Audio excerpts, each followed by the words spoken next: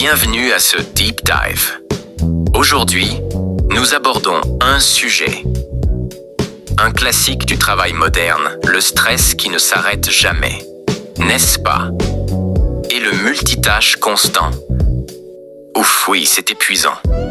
C'est décrit par certaines sources comme une bombe atomique pour le cerveau, tout ce cortisol, l'adrénaline, qui peut même affecter le cortex singulaire antérieur. Cette zone si importante pour l'empathie, le contrôle émotionnel. C'est vrai. Mais aujourd'hui, nous allons explorer une voie différente, les kriyas. On pourrait dire les actions conscientes.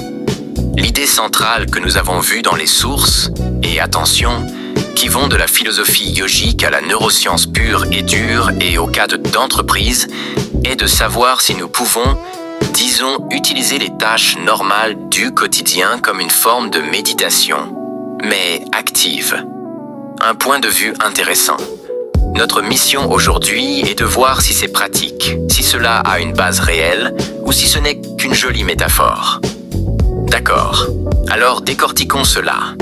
Cela me semble fascinant car kriya signifie littéralement action en sanskrit. Et le kriya yoga se concentre précisément sur cela.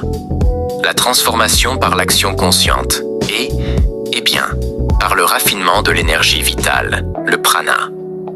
Le prana, oui, ce qui est considéré dans le yoga comme cette force qui nous meut, n'est-ce pas?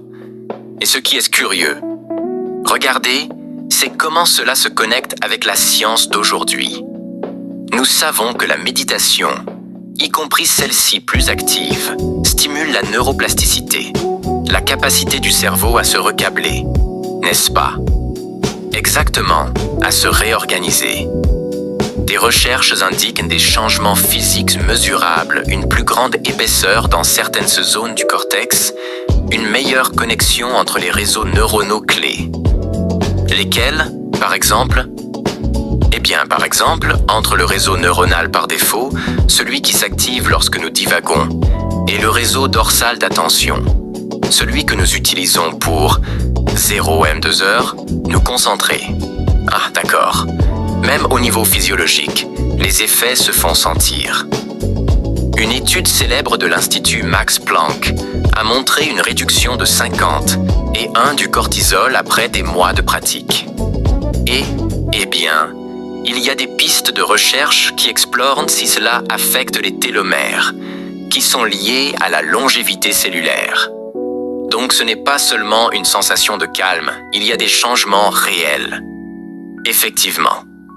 Alors, la clé que j'y vois est que